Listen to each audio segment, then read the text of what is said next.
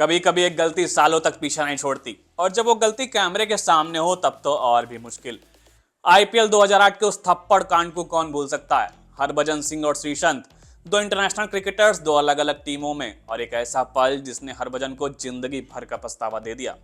हरभजन सिंह हाल ही में अश्विन के show the कुट्टी स्टोरीज विद ऐश में पहुंचे, और जब अश्विन ने पूछा अगर जिंदगी में डीआरएस होता तो किस फैसले का रिव्यू लेना चाहेंगे, हरभजन का जवाब एकदम साफ था। श्रीसंत के साथ आईपीएल के उस मैच में जो हुआ, मैं उसे अपने करियर से हटा देना चाहता हूं। जो हुआ वो नहीं होना चाहिए था। मैं उनसे 200 बार माफी मांग चुका हूं। हरभजन ने कहा, इतने साल हो गए लेकिन मैं जहां भी होता हूं, जिस भी स्टेज पर होता हूं, उनसे माफी मांगता हूं। मैं आज भी कह रहा हूं कि गलती मेरी थी। हम सभी गलतियां करते हैं और फिर कोशिश करते हैं कि वो गलती फिर से ना करें। वो मेरे साथी थे उस मैच में, भले ही दूसरी टीम में थे। उनका सिर्फ इतना कसूर था कि उन्होंने मुझे प्रोवोक किया था। वो अपनी जगह पर ठीक थे, लेकिन मैंने जो किया वो मुझे नहीं करना चाहिए था। और इस कहानी का सबसे इमोशनल मोड़ तब आया जब हरभजन ने श्रीसंत की बेटी के बारे में बात की।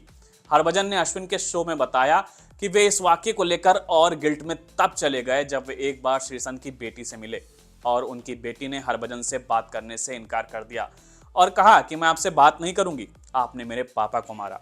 हरभजन ने कहा, तब से मुझे लगता है मैं उसकी नज़रों में एक बहुत बुरा इंसान हूं और मैं ये नज़रिया बदलना चाहता हूं।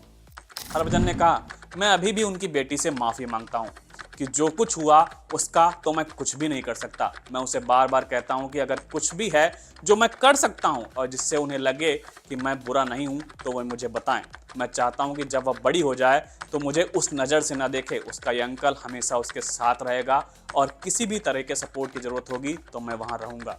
गौरतलब है कि आईपीएल 2008 सीजन में पंजाब किंग्स और मुंबई इंडियंस के बीच मुकाबले के बाद मैदान पर ही श्रीसंत रोते हुए नजर आए थे, और जिसकी वजह थी कि हरभजन सिंह ने उन्हें थप्पड़ मार दिया था। इसके बाद से हरभजन श्रीसंत को लेकर यह चर्चा आज तक चलती आ रही है। हालांकि हरभजन ने अब मान लिया है कि वो गलती उनकी जिंदगी की सबसे बड़ी भूल थी।